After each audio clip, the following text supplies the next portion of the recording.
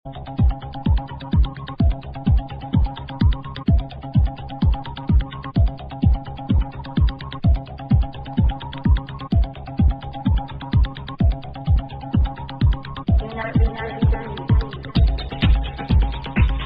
की है उत्तर प्रदेश के लिए, और इस दरमियान आपने उत्तर प्रदेश में जिस तरीके से इस विधा को प्रतिस्थापित करने में आज जन जन तक ऐसे गैर संचारी रोग हैं, मधुमेह, उच्च रक्तचाप, तनाव, जिनके लिए कहा जा रहा है कि योग और नेचुरोपैथी की विधा से समाज ने अंगीकार कर लिया है इन विधाओं को, वो अपना इलाज कर रहे हैं। माननीय मुख्यमंत्री जी की प्रेरणा से उत्तर प्रदेश में होम्योपैथी का, आयुर्वेद का जो विकास हुआ है, 2110 आयुर्वेद के अस्पताल हैं, 1585 होम्योपैथ के हॉस्पिटल हैं, 254 हमारे पास यूनानी के हॉस्पिटल हैं, 8 राजकीय आयुर्वेद के महाविद्यालय हैं, 2 यूनानी के महाविद्यालय हैं, 9 हमारे पास होम्योपैथ के महाविद्यालय हैं, 2 नए महाविद्यालय माननीय मुख्यमंत्री जी की प्रेरणा से और नए बन रहे हैं।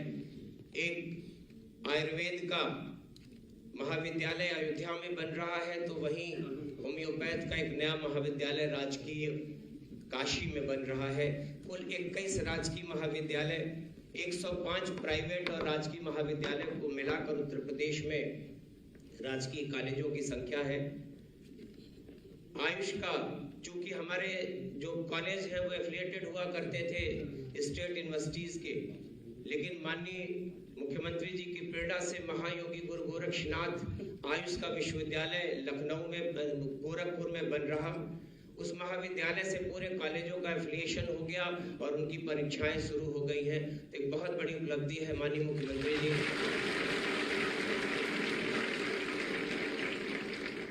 पिछले दिनों आपने 413 एमओसीएच के डॉक्टर्स को नियुक्ति पत्र आपके हाथों से वितरित हुआ। आज के दिन ये 393 फार्मासिस्ट का नियुक्ति पत्र आपके द्वारा वितरित होना है। गोरक्षनाथ आयुष का विश्वविद्यालय लखनऊ में अपने से निश्चित ही ये नौजवानों की संख्या जो उत्तर प्रदेश में होम्योपैथ को मिली है, इनसे बहुत सहयोग मिलेगा हमारे हॉस्पिटल्स को। आपने लगातार, विभाग ने एससीपी और डीपीसी के माध्यम से जितने भी स्थायीकरण के माध्यम से जितने भी रुके काम थे, उनके लिए हम अपने विभाग के अधिकारियों को बधाई देना चाहते हैं कि आपने इन तमाम रुके काम को पिछले लगातार दिनों किया है, जिसके चलते हर चेहरे पर, चाहे वो डॉक्टर हो, चाहे वो अधिकारी हो, चाहे वो शिक्षक हो, सबके चेहरे पर एक खुशी है। माननीय मुख्यमंत्री जी की प्रेरणा अगर ऐसे मिलती रही तो हम सब जिस तरीके से आगे बढ़ रहे हैं। होम्योपैथी एक ऐसी विधा है जिसका जन्म सर हैनीमैन जिनको कहते हैं वो क्रिश्चियन थे और एलोपैथ के डॉक्टर हुआ करते थे। माननीय मुख्यमंत्री जी, एक एलोपैथ का डॉक्टर जब अपनी बीमार बेटी के इलाज के लिए वो परेशान हो जाता है, तो उन्होंने अपने से अपनी बेटी का इलाज किया। 1755 में जिनका जन्म हुआ, 1843 में उनकी मृत्यु हुई, तब तक उन्होंने अपनी इस विधा को सारे संसार में पहुंचाने का काम किया। हम बड़े दावे के साथ आपसे कहना चाहते हैं कि देश में 25% लोग आज पूरे हिंदुस्तान की बात कह रहा हूं कि पूरे देश में 25% लोग वर्तमान में होम्योपैथ पर भरोसा करते हैं। और एक दूसरे देश में जन्मी एक विधा जिसकी कुल उम्र आज से 270 साल होती है, इन 270 सालों में होम्योपैथी ने सारे संसार में जो प्रगति किया है, लेकिन हम बड़े फख्र से कह सकते हैं कि हिंदुस्तान उनमें सर्वोच्च शिखर पर है जहां होम्योपैथी फल और फूल रही है। इसके लिए भी हम इस देश के ऐसे नेताओं को, अपने देश के यशस्वी प्रधानमंत्री जी को, माननीय मुख्यमंत्री जी को बधाई देना चाहते हैं। इस देश में 2017 के बाद इंटरनेशनल ट्रेडिशनल दवाओं के लिए दुनिया के 176 देशों की दवाओं पे WHO ने चुना तो भारत के जामनगर को चुना, जहां की आप परंपरागत जो दवाएं हैं दुनिया के देशों की, उसके लिए इंस्टीट्यूट बना, international institute of traditional medicine, national institute of Ayurveda. आपने देखा कि उसका गठन दिल्ली में हुआ, इंटरनेशनल इंस्टीट्यूट ऑफ सोआरिंगपा जिसका गठन लेह में हुआ, नेशनल इंस्टीट्यूट ऑफ यूनानी जिसका गाजियाबाद में संस्थान बना। ये नए संस्थान, नई चीजें उत्तर प्रदेश और देश के पैमाने पर जिस तरीके से मोदी जी का और योगी जी का विजन है, इस सारे संसार में आपने योग की महत्ता को देखा। 21 जून को सारा संसार, जब आप टाइम्स स्क्वायर अमेरिका में, बिग बेन घड़ी लंदन में, फ्रांस के एफिल टावर के नीचे लोगों को योग करते हुए देखते हैं तो हर भारतवंशी का सीना गर्व से चौड़ा हो जाता है कि हमारी सुविधा को दुनिया ने कैसे स्वीकार किया है। हम उम्मीद करते हैं कि आयुष के, सोआरिंगपा को, होम्योपैथ को, आयुर्वेद को, यूनानी को, योग को, नेचुरोपैथी को और दक्षिण भारत के तमिलनाडु में राज्य में प्रचलित सिद्ध की विधा को सारा दुनिया अंगीकार करेगी, ऐसा मेरा मानना है। और एक बहुत हृदय की गहराइयों से मुख्यमंत्री जी आपके चलते इन नौजवानों को एक नई जिंदगी मिली है, जिनके इन लोगों ने लगातार दिनों हम लोग को पोस्ट करते थे कि हम लोगों के साथ किस कदर कब की नियुक्ति हुई और आज नियुक्ति पत्र आपके हाथों से इनको मिलेगा। तो निश्चित ही तमाम लोगों को, अपने इन परिवारों को और इनके चेहरे पर जो खुशी आप देख रहे हैं, एक बहुत बड़ा तोहफा है आपकी तरफ से। हृदय की गहराइयों से आपका वंदन, अभिनंदन करता हूं कि ऐसे ही आपका आशीर्वाद मिलता रहेगा। तो आयुष की विधा उत्तर प्रदेश, इस विधा में केंद्र के लोग कहते हैं कि उत्तर प्रदेश में आयुष को 9 नवंबर 2014 के बाद, केंद्र के गठन के बाद से, 17 में उत्तर प्रदेश में गठन के बाद से आपने जितना आशीर्वाद दिया है, तो हम शायद सबसे अग्रणी है देश में इस विधा को अपने यहाँ लागू करने में। तो आपको हृदय से बधाई, आभार। जय हिंद, जय भारत। बहुत बहुत धन्यवाद माननीय मंत्री महोदय। आज प्रदेश सकारात्मक परिवर्तनों के दौर से गुजर रहा है, हम सभी जानते हैं, और पिछले कुछ वर्षों में राज्य की स्वास्थ्य सेवाओं में हुआ गुणात्मक परिवर्तन को और योग्यता के आधार पर युवाओं को रोजगार मिलते हम सब ने देखा है। ये प्रदेश और कैसे बदल रहा है, आइए इस बारे में अधिक जानकारी लेने के लिए देखते हैं ये लघु फिल्म। जन जन तक स्वास्थ्य सुविधाओं का विस्तार और योग्यता के आधार पर युवाओं को रोजगार देश प्रदेश की तरक्की का आधार है। इसी मंत्र के अनुरूप 25 करोड़ नागरिकों के साथ खड़ी है कर्मयोगी सरकार। माननीय मुख्यमंत्री योगी आदित्यनाथ के नेतृत्व में मिशन मोड पर युवाओं को रिकॉर्ड सरकारी नौकरी का उपहार और स्वास्थ्य सुविधाओं को विस्तार मिला है। प्रकृति के अनुपम उपहार, प्राचीनतम चिकित्सा पद्धतियों में शुमार आयुर्वेद को नई दिशा मिली है।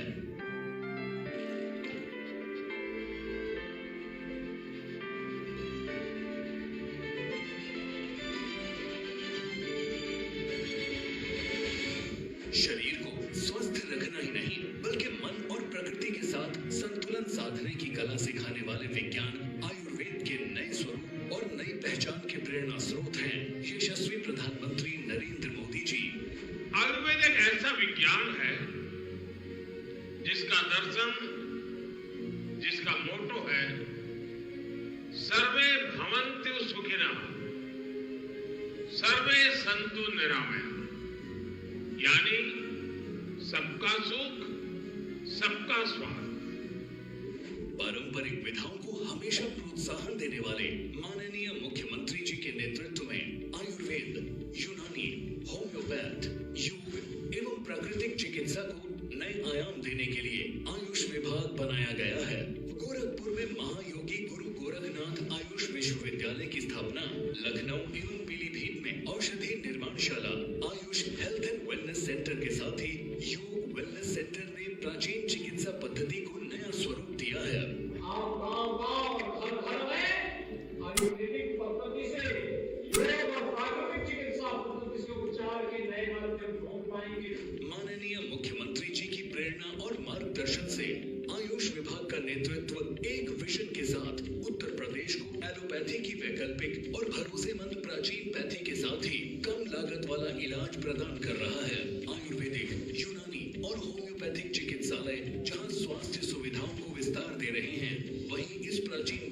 शिक्षण और प्रशिक्षण की सुविधाएं बढ़ने से रोजगार के अवसर भी बढ़ रहे हैं।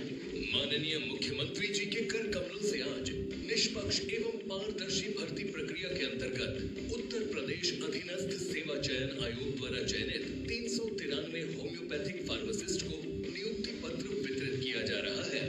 आप सभी चिकित्सा सुविधाओं को जन जन के लिए सुलभ बनाने में उपयोगी भूमिका निभाकर उत्तर प्रदेश के हेल्थ सिस्टम को नए आयाम देंगे। सपने हो रहे साकार, डबल इंजन की सरकार। माननीय मुख्यमंत्री महोदय जी के मार्गदर्शन में उत्तर प्रदेश में कई स्तरों पर अभूतपूर्व कार्य हो रहे हैं और राज्य सरकार के अनेक विभागों में जो निष्पक्ष और पारदर्शी प्रक्रिया के साथ योग्य अभ्यर्थियों का चुनाव हो रहा है, प्रदेशवासियों और स्वयं चयनित उम्मीदवारों होती हुई यह एक ताजी हवा के झोंके की तरह है जो हम सबको नित नई ऊर्जा दे रहा है। उत्तर प्रदेश अधीनस्थ सेवा चयन आयोग के अध्यक्ष श्री प्रवीर कुमार जी और उनकी टीम के अथक प्रयासों से चयनित फार्मासिस्ट जो आज से नए जीवन अपना प्रारंभ करने जा रहे हैं, उनमें से यद्यपि तो 393 हैं, आप सब हमसे अपना अनुभव साझा करना चाहेंगे, लेकिन समय की कमी है, लिहाजा आप में से कुछ हमसे अपना अनुभव साझा करेंगे। किस प्रकार आपका चयन हुआ, सबसे पहले मैं आवाज दे रहा हूं हरदोई के मोहम्मद आरिफ को। कृपया माइक उन तक पहुंचाएं। हरदोई के मोहम्मद आरिफ जी अपनी बात हमसे करना चाहते हैं।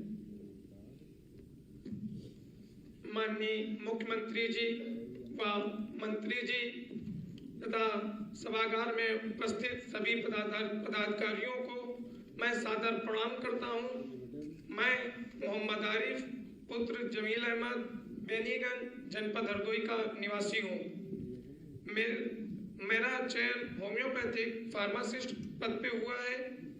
मेरे और मेरे परिवार के लिए ये एक खुशी का क्षण है क्योंकि मैं अपने परिवार से अकेला ऐसा सदस्य हूँ जो सरकारी सेवा में आया हूँ। मेरा सौभाग्य है कि मुझे नियुक्ति पत्र माननीय मुख्यमंत्री के द्वारा दिया जा रहा है। मैं माननीय मुख्यमंत्री जी का बहुत बहुत आभार व्यक्त करता हूं और साथ ही मैं वचन देता हूं मुझे सरकार, उत्तर प्रदेश सरकार और विभाग द्वारा जो भी दायित्व दिया जाएगा मैं उसे पूर्ण निष्ठा और ईमानदारी से निर्वहन करूंगा। धन्यवाद। बहुत बहुत धन्यवाद मोहम्मद आरिफ, बहुत बहुत धन्यवाद। भावुक क्षण है आप सबके लिए, हम सबके लिए। इसके पश्चात मैं आवाज दे रहा हूं प्रयागराज के श्री विवेक मिश्र को। माननीय मुख्यमंत्री जी, मंत्री जी एवं सभी अधिकारियों को मेरा सादर प्रणाम। मैं विवेक मिश्रा संगम नगरी प्रयागराज का निवासी हूँ। मेरा चयन होम्योपैथिक फार्मासिस्ट के पद पर हुआ है। मैं प्रफुल्लित भी बहुत हूँ और मैं माननीय मुख्यमंत्री जी का अपने पूरे परिवार की तरफ से सही धन्यवाद इसलिए करना चाहता हूँ कि मेरे पिताजी भी एक चिकित्सक हैं और उन्होंने अपना पूरा जीवन स्वास्थ्य सेवा में दिया है और आज माननीय मुख्यमंत्री जी के आशीर्वाद से आज मुझे भी अवसर यही प्रदान हो रहा है कि मैं अपने पिताजी की रीति को आगे बढ़ाऊंगा। मैं यह वचन देता हूँ कि मेरे विभाग द्वारा दिए गए सारे दायित्वों को मैं अच्छे और ईमानदारी मन से निभाऊंगा। बहुत बहुत धन्यवाद। हरदोई के शुभम सिंह जी अपनी बात हमसे करेंगे, स्वानुभूत अनुभव। माननीय मुख्यमंत्री जी, माननीय मंत्री जी व सभागार में उपस्थित सभी गणमान्य जनों को मैं शुभम सिंह निवास जनपद हरदोई से सादर प्रणाम करता हूं। उत्तर प्रदेश सरकार के मिशन रोजगार के अंतर्गत अधीनस्थ सेवा चयन आयोग द्वारा समस्त नवचयनित अभ्यर्थियों का पूर्ण निष्पक्ष एवं पारदर्शी तरीके से चयन किया गया है। समस्त नवचयनित अभ्यर्थियों को स्वयं माननीय मुख्यमंत्री जी द्वारा नियुक्ति पत्र प्रदान करते हुए राजकीय स्वास्थ्य सेवा में कार्य करने का अवसर प्रदान किया जा रहा है, जो कि हम सभी के लिए बहुत ही अविस्मरणीय एवं गौरवपूर्ण क्षण है। ये मेरे लिए ही बहुत गौरवपूर्ण अविस्मरणीय क्षण इसलिए है क्योंकि मैं बहुत ही सामान्य परिवार से आता हूँ, जहाँ मेरे पिताजी एक सामान्य किसान और माता जी एक गृहिणी है। मैंने बहुत विषम परिस्थितियों में अपनी पढ़ाई पूरी करते हुए राज्य की स्वास्थ्य सेवा में कार्य करने का अवसर प्राप्त हुआ है, जो कि सिर्फ उत्तर प्रदेश सरकार की निष्पक्ष कार्यप्रणाली के चलते ही मिला हुआ है। इसके लिए मैं माननीय मुख्यमंत्री जी को एक बार पुनः फिर धन्यवाद ज्ञापित करता हूँ तथा यह वचन देता हूँ कि उत्तर प्रदेश सरकार व विभाग द्वारा मुझे जो भी दायित्व सौंपे जाएंगे उनका मैं पूर्ण सत्य, निष्ठा एवं लगन के साथ निर्वहन करूंगा। धन्यवाद। बहुत बहुत धन्यवाद। और बेटों के बाद अब बेटियों की बारी। मैं आवाज दे रहा हूँ देवरिया की संजना भारती जी को।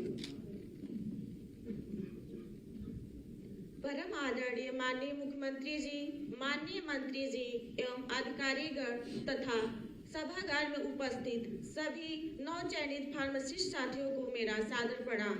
मैं संजना भारती, पुत्री श्री द्वारका प्रसाद, जिला देवरिया की निवासी हूँ। मैं माननीय मुख्यमंत्री जी का सहृदय धन्यवाद करती हूँ, जिनके कर कमलों से आज होम्योपैथिक फार्मासिस्ट पद पर नियुक्ति पत्र प्रदान किया जा रहा है। मैं एक किसान परिवार से हूँ। मैंने बचपन से ही अपने पिताजी को संघर्ष करते हुए देखा है। तभी से मेरे अंदर एक स्वाभिमान की भावना थी कि मैं आत्मनिर्भर बनूं। आज उत्तर प्रदेश सरकार की निष्पक्ष एवं पारदर्शी कार्य प्रणाली के वजह से मेरा यह सपना साकार हो सका है। आज मैं गर्व से कह सकती हूँ कि मैं आत्मनिर्भर प्रदेश की आत्मनिर्भर बेटी बन चुकी हूँ। इसके लिए मैं तथा मेरा पूरा परिवार माननीय मुख्यमंत्री जी का सदैव ऋणी रहेंगे। मैं आज शपथ लेती हूँ कि मुझे अपने विभाग द्वारा जो भी दायित्व दिए जाएंगे उसको पूरी ईमानदारी, निष्ठा एवं शुद्ध अंतःकरण से मानव हित के लिए करूंगी। इन्हीं सभी शब्दों के साथ मैं माननीय मुख्यमंत्री जी को सहृदय धन्यवाद करती हूँ तथा अपनी वाणी को विराम देती हूँ। जय हिंद, जय भारत। संजना जी बहुत धन्यवाद। और अब लखनऊ की साधना मौर्य जी। माननीय मुख्यमंत्री जी, माननीय मंत्री जी, आदरणीय अधिकारीगण को सादर प्रणाम। मैं साधना मौर्य, पुत्री श्री सुभाष चंद्र मौर्य, जनपद लखनऊ से हूँ। मैं माननीय मुख्यमंत्री जी को सहृदय धन्यवाद करती हूँ, जिनके कर कमलों द्वारा हमें आज यह नियुक्ति पत्र प्राप्त होगा। आपकी निष्पक्ष प्रणाली की वजह से मैं अपने परिवार की दूसरी पुत्री हूँ, जिसको आज सरकारी सेवा का अवसर प्राप्त होगा। आपकी इससे पूर्व मेरी बड़ी बहन आपकी ही सरकार में प्राथमिक शिक्षा सेवा में का अवसर प्राप्त हुआ तथा यह क्षण मेरे व मेरे परिवार के लिए अविस्मरणीय तथा गर्व की बात है। धन्यवाद। बहुत बहुत धन्यवाद। सरल शब्दों में आपने अपनी बात कही और अंत में मैं रायबरेली की सुश्री वर्षा शुक्ला जी से अनुरोध करूंगा, कृपया अपने अनुभव हमसे साझा करें। माननीय मुख्यमंत्री जी, माननीय मंत्री जी, सभागार में उपस्थित सभी मेरे नवचयनित कार्मिकों को मेरा सादर प्रणाम। मैं वर्षा शुक्ला, पुत्री श्री सतीश चंद्र शुक्ल, उत्तर प्रदेश के एक छोटे से जनपद रायबरेली की निवासी हूँ। मेरा चयन होम्योपैथिक फार्मासिस्ट के पद पर हुआ है, जिसकी परीक्षा उत्तर प्रदेश सरकार द्वारा पूरी निष्पक्षता एवं पारदर्शिता के साथ कराई गई, जिसके लिए माननीय मुख्यमंत्री जी का मैं धन्यवाद करती हूँ। मैं बहुत समय से सरकारी नौकरी की तैयारी कर रही थी, लेकिन मुझे यकीन था कि माननीय मुख्यमंत्री जी के कुशल नेतृत्व में मुझे मेरी योग्यता के अनुसार सरकारी नौकरी अवश्य मिलेगी और आज यह क्षण आ गया है, मुझे यह नियुक्ति मिल रही है, क्योंकि माननीय मुख्यमंत्री जी की नीतियां हमेशा युवा सशक्तिकरण, महिला सशक्तिकरण और जीरो टॉलरेंस की नीति रही है, जिसके कारण आज सुचितापूर्ण तरीके से मेरी नियुक्ति पूरी हुई। अंत में मैं माननीय मुख्यमंत्री जी को आश्वस्त करती हूँ कि मैं सदैव अपने पद की गरिमा बनाकर रखूंगी और अपने कर्तव्यों का निर्वहन पूरी निष्ठा के साथ करूंगी। अंत में मैं यह कामना करती हूँ कि सर्वे भवन्तु सुखिनः, सर्वे सन्तु निरामयाः, सर्वे भद्राणि पश्यन्तु, मा कश्चित् दुःखं भाग् भवेत्। बहुत बहुत धन्यवाद। बहुत बहुत धन्यवाद वर्षा जी। इस सभागार में 393 नवनियुक्त फार्मासिस्ट हैं। संभवतः सभी के हृदय में यही बात होगी और आपकी बातों का प्रतिनिधित्व इन 6 ने किया। आप सबके लिए बहुत बहुत धन्यवाद। और मित्रों, वो समय आ गया है जिस घड़ी की प्रतीक्षा हम सबको थी। मैं अनुरोध करूंगा माननीय मुख्यमंत्री महोदय से, कृपया मंच के अग्रभाग में आकर आप सभी को प्रमाण पत्र वितरित करें। हमारे हित चिंतक और प्रदेश के माननीय मुख्यमंत्री महोदय अब नव चयनित फार्मासिस्टों को नियुक्ति पत्र वितरित करेंगे। सबसे पहले मैं आवाज दे रहा हूं हरदोई के मोहम्मद आरिफ को, कृपया मंच पर आए और माननीय मुख्यमंत्री महोदय से अपना नियुक्ति पत्र प्राप्त करें। तालियां रुकनी नहीं चाहिए। उसके बाद जालौन के आदित्य सिंह इस समय मुख्यमंत्री महोदय से पत्र प्राप्त। लखनऊ की स्वाति वर्मा,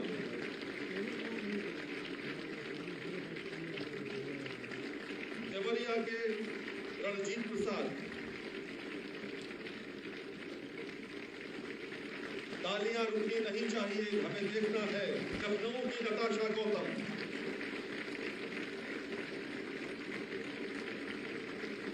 सीतापुर के रंजीत यादव, रायबरेली की प्राची त्रिपाठी,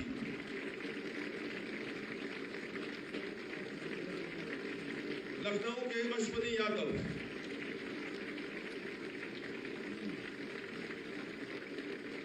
बहराइच की गरिमा शुक्ला और प्रतापगढ़ के श्री मानेंद्र शुक्ला। बहुत बहुत धन्यवाद माननीय मुख्यमंत्री महोदय, आपने 10 को स्वयं अपने कमलों से उनका नियुक्ति पत्र दिया। मित्रों, हम सौभाग्यशाली हैं कि प्रदेश को आदरणीय श्री योगी आदित्यनाथ जी जैसा अभिभावक हमें मिला है।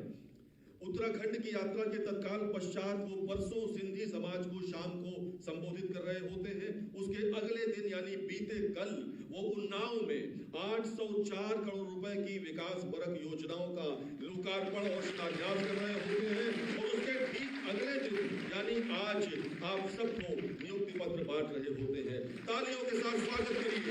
बिना एक दिन का भी अवकाश लिए प्रदेश की 25 करोड़ जनता को समर्पित उत्तर प्रदेश के माननीय मुख्यमंत्री श्री योगी आदित्यनाथ जी महाराज कृपया अपने आशीर्वचन के लिए पधारे।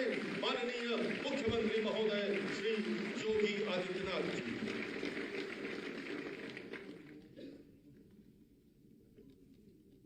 आयुष विभाग के अंतर्गत होम्योपैथ विभाग के 393 फार्मासिस्ट को, 9 चयनित फार्मासिस्टों को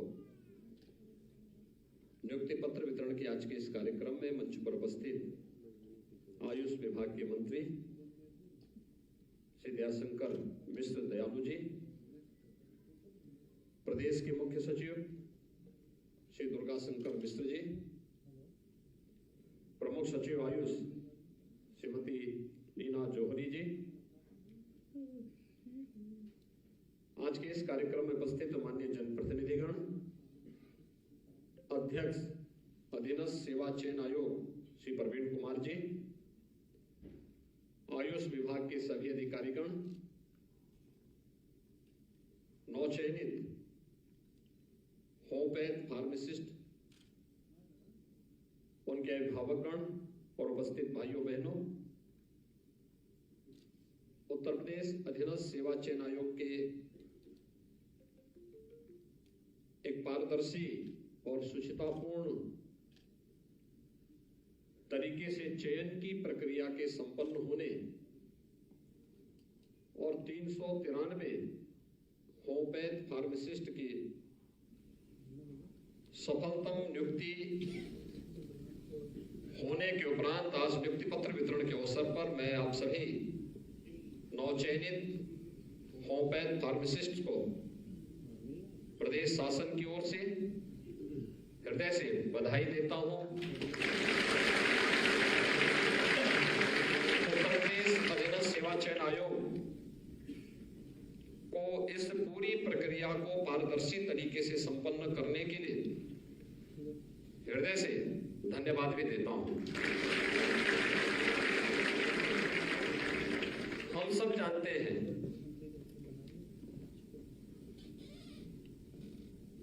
कि ट्रेडिशनल मेडिसिन के क्षेत्र में आज भारत ने एक लंबी छलांग लगाई है।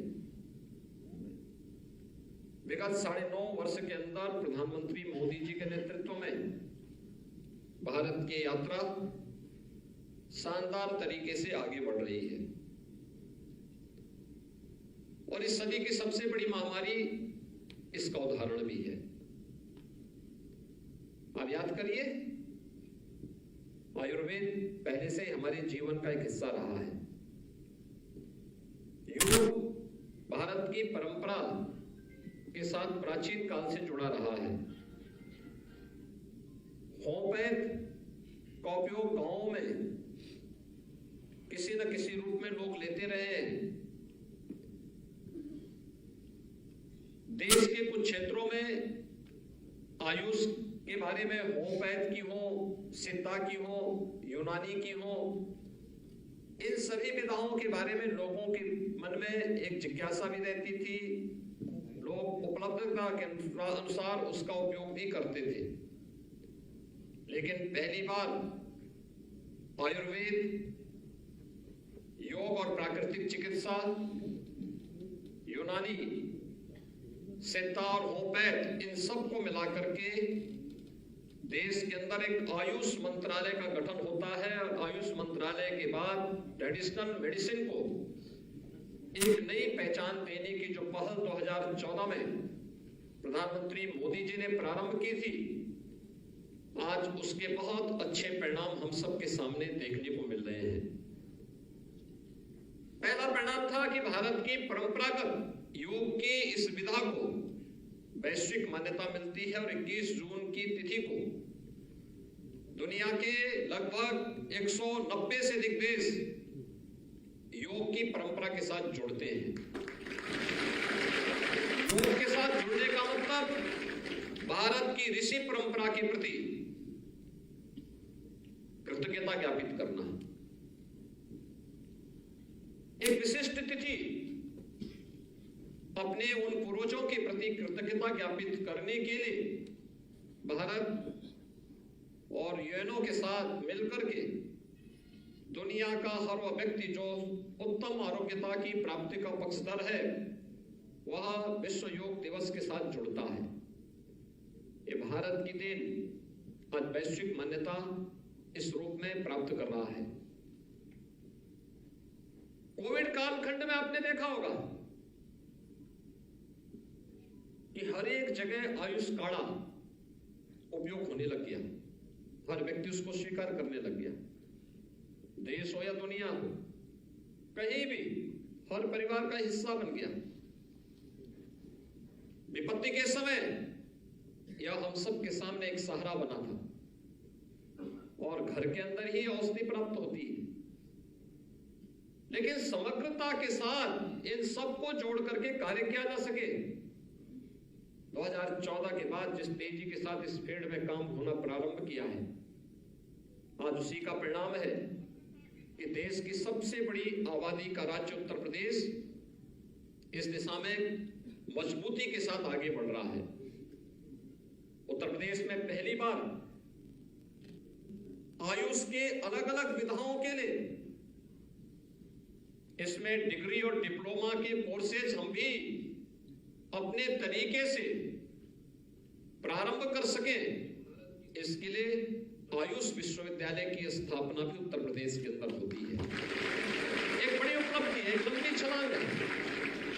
हम ट्रेडिशनल मेडिसिन को प्रोत्साहित करने के लिए, चाहे वह आयुर्वेद की कॉलेज हो, योग या वेलनेस सेंटर हो, यूनानी या सिद्धा से जुड़े हुए कॉलेज हो या फिर होम्योपैथ के कॉलेज हो। अब याद करिए 2014 के पहले होम्योपैथ फार्मासिस्ट के लिए सरकारी व्यवस्था में नौकरी नहीं हुआ करती थी। बहुत कम, वो भी बाई चांस इसको आप मान सकते थे। आयुर्वेद के लिए जो चयनित फार्मासिस्ट थे उनको नौकरी नहीं दी जाती थी। लेकिन आज इस सरकारी व्यवस्था का हिस्सा बन गया है। आज सरकार प्रोत्साहित कर रही है, हमें आयुष सेंटर बनाने हैं, हेल्थ एंड वेलनेस सेंटर बनाने हैं। 5000 की आबादी में एक आयुर्वेद का, योग और वेलनेस सेंटर के लिए कार्रवाई युद्ध स्तर पर आगे बढ़ रही है और उत्तर प्रदेश तो इसमें अग्रणी भूमिका का निर्वहन कर रहा है। और मैं तो बार बार इस बात को कहता हूं कि हेल्थ टूरिज्म में अगर किसी एक सेक्टर में सबसे अधिक संभावना है तो भारत के अंदर वह आयुष उसके लिए अपने आप को तैयार कर सकता है कि आयुष में संभावना है। दुनिया आज आपकी तरफ जाना चाहती है, दुनिया आज आपको तरफ देखना चाहती है, लेकिन उसके अनुरूप वातावरण देना ये हमारा दायित्व है। और आज ये 393 होम्योपैथ फार्मासिस्ट की नियुक्ति इस दिशा में एक महत्वपूर्ण कदम है जो आयुष विधा को आम जन की संपूर्ण आरोग्यता के लिए प्रोत्साहन करने के लिए एक प्रयास, डबल इंजन सरकार के द्वारा किए गए प्रयास का हिस्सा है। और उस प्रयास के क्रम में आज हम सब यहाँ पर उपस्थित हुए हैं। मैं अक्सर इस बात को देखता हूं, आज भी मानसिक रूप से हम लोग इस बात को मानते हैं कि ये सब जो है आयुर्वेद से या योग और नेचुरोपैथी से या फिर होम्योपैथ से या यूनानी या सिद्धा से, इसमें हम इसके बारे में बहुत जानकारी, सामान्य नॉलेज के लिए भले ही व्यक्ति जानकारी रखता होगा, लेकिन उसमें बहुत चाहे उसके में कैरियर बनाने के लिए लोग अभी भी संकोच करते हैं। मुझे लगता है यह समय है कि हम कैरियर बनाने के लिए भी और उत्तम आरोग्यता के लिए भी ट्रेडिशनल मेडिसिन को प्रोत्साहित करें, इस दिशा में प्रयास करें, लोगों को इसके लिए प्रेरित करें। बहुत बड़ी उपलब्धि आपकी होगी, लोगों को इसके माध्यम से उत्तम आरोग्यता प्राप्त होने में मदद मिलेगी। और ये हमारा दायित्व बनता है कि इसकी शुरुआत अपने नागरिक कर्तव्यों से प्रारंभ होती है। अगर आयुष से जुड़े हुए हर एक चिकित्सक, चाहे वह आयुर्वेद का हो, यूनानी या सिद्धा से जुड़ा हुआ हो, होम्योपैथ का हो, वे अपने संकोच को दूर करें, रिसर्च एंड डेवलपमेंट के कार्यक्रम को आगे बढ़ाने में योगदान दें, तमाम अन्य कार्यक्रमों के साथ जुड़े जो उसको एक पहचान दे सकते हो। इस विधा के प्रति हम अपने स्तर पर भी योगदान दे सकें। और ये केवल चिकित्सक ही नहीं, बल्कि इस विधा से जुड़े हुए जो पैरामेडिकल स्टाफ है, जो पैरामेडिक्स है, उसकी भी एक बड़ी जिम्मेदारी बनती है। वह इसमें बैकबोन बनकर के बड़ी भूमिका का निर्वहन कर सकता है। आपके द्वारा जुटाए जाने वाला एक डाटा जो आप जुटाएंगे, पेशेंट आया, किस प्रकार का पेशेंट है, उसकी प्रकृति क्या है, उसके लक्षण क्या हैं, पृष्ठभूमि क्या है, इन सब के बारे में थोड़ी जानकारी लेकर के अगर एक डायरी मेंटेन करके आप तैयार करेंगे तो आप देखेंगे आपके पास एक अच्छा खासा डाटा तैयार हो जाएगा। और फिर उस पर एक स्टडी रिपोर्ट तैयार करना, ये धीरे धीरे करके आप देखना, वो एक रिसर्च का बेस आपका तैयार करेगा। और वही रिसर्च बहुत सारे लोगों के जीवन में परिवर्तन लाने का माध्यम बन सकता है। और याद करिए, जब होम्योपैथ के बारे में सामान्य ट्रेडिशनल मेडिसिन होने के नाते आयुष का इसके पार्ट बनाया गया। इसका जन्म जर्मनी में होता है, लेकिन इसकी मीठी मीठी गोलियां आज भी एक सामान्य व्यक्ति भी लेने में परहेज नहीं करता, क्योंकि उसको मालूम है कि बच्चा हो या बुजुर्ग, किसी भी उम्र का व्यक्ति वो आराम से इसकी गोलियों को ले लेता है और फिर उसके प्रभाव को भी समझता है, उसके प्रभाव को भी अंगीकार करता है। इसलिए बड़ी भूमिका के साथ आपको कार्य करना है तो सबसे पहले अपनी जिम्मेदारियों का निर्वहन करना। जहां ड्यूटी दी जाए वहां पे रह करके, पूरे समय रह करके, अतिरिक्त समय में भी अगर हम कार्य कर सकें तो अपने कैरियर को बनाने के लिए जिस विधा का आपने चयन किया है, इस विधा के प्रति आपकी एक कृतज्ञता होगी कि आप इस विधा को मजबूत करना चाहते हैं। अन्यथा अगर आपने नौकरी प्राप्त करने के बाद आप अपनी ड्यूटी पे न गए, वहां पेशेंट के साथ आपका व्यवहार ठीक नहीं होगा, तो फिर यह न केवल एक कृतज्ञता होगी बल्कि अन्य लोगों को हतोत्साहित करने वाला भी होगा। क्योंकि लोगों को फिर होगा कि साहब तो एक औपचारिकता है, एक औपचारिकता से जीवन नहीं चल सकता, व्यवस्थाएं नहीं चल सकती है। हम जब अपने अधिकारों की बात करते हैं, इन्हीं सब बातों को लेकर के हमेशा चर्चा होती है कि अधिकार से महत्वपूर्ण अपने कर्तव्य होने चाहिए। कर्तव्य, हमारा कर्तव्य क्या है समाज के लिए, राष्ट्र के लिए, व्यवस्था के लिए, आने वाली पीढ़ी के लिए हम कहां ले जाना चाहते हैं, ये उसमें एक बड़ी भूमिका का निर्वहन करेगा। और मुझे लगता है कि जिस दिन भारत का हर नागरिक, चाहे वह किसी भी क्षेत्र का हो, अपने अधिकारों को गौण करके अपने कर्तव्यों के प्रति जागरूक हो जाएगा, भारत को दुनिया की बड़ी ताकत बनने से कोई रोक नहीं सकता। भारत दुनिया के हमें उस दिशा में प्रयास करना चाहिए और ये हर भारतवासी का दायित्व बनता है, जिस भी क्षेत्र में काम कर रहा है। आज का ये कार्यक्रम देश प्रदेश के अंदर प्रधानमंत्री जी के विजन को, आयुष पद्धति को मजबूती प्रदान करने का एक माध्यम है। जैसे यहां पर 393 होम्योपैथ से जुड़े हुए फार्मासिस्ट को आज नियुक्ति पत्र वितरित किया गया। इससे पहले आयुर्वेद से जुड़े हुए पैरामेडिक्स को भी हम लोगों ने इसी प्रकार से नियुक्ति पत्र उपलब्ध कराए थे। अन्य विधाओं के प्रति भी इसी प्रकार के कार्यक्रम चल रहे हैं। अभी हाल ही में हमारी कैबिनेट ने योग और प्राकृतिक चिकित्सा से जुड़े हुए उन लोगों को जिनकी डिग्री अब तक उत्तर प्रदेश के अंदर मान्य नहीं होती थी, उसको मान्य करने के लिए भी एक नए कदम को आगे बढ़ाया है कि योग और प्राकृतिक चिकित्सा ये विधिवत तरीके से उत्तर प्रदेश के अंदर हम लोग उन डिग्रियों को मान्य करें जो किसी मान्यता प्राप्त शासकीय व्यवस्था के अंतर्गत मान्यता प्राप्त कोई डिग्री है, कोई डिप्लोमा है, उसको हम प्रदेश के अंदर भी मान्य करेंगे और उस प्रकार की डिग्री और डिप्लोमा कोर्स उत्तर प्रदेश शासन भी अपने यहाँ से आयुष विश्वविद्यालय के माध्यम से या डायरेक्टरेट के माध्यम से इस प्रकार के कार्यक्रम संचालित होंगे, जिससे अधिक से अधिक क्षेत्रों में लोग हेल्थ एंड वेलनेस के कार्यक्रम को, उस प्रकार के सेंटर का संचालन कर सके और ट्रेन मैन पावर उन्हें उपलब्ध हो सके। इसके लिए राज्य सरकार तेजी के साथ कदम बढ़ाते हुए कार्यक्रम को आगे बढ़ाना चाहती है और इसी से आज हम सब आपके बीच में आए हैं आपसे बताने के लिए कि इस दिशा में हमें भी अपने प्रयास को, जो जिस क्षेत्र में है उसको उस दिशा में अपने प्रयास को आगे बढ़ाना होगा। एक पारदर्शी चयन की प्रक्रिया अधीनस्थ सेवा चयन आयोग ने प्रारंभ की है। आज आप देख रहे होंगे कि अमूमन जिस प्रदेश में लोक सेवा आयोग के परिणाम को आने में 1.5 साल 2 साल लगते थे, आज 6 महीने से 9 महीने के अंदर ये परिणाम सामने आ रहे हैं। उत्तर प्रदेश के युवाओं को नौकरियां मिल रही हैं।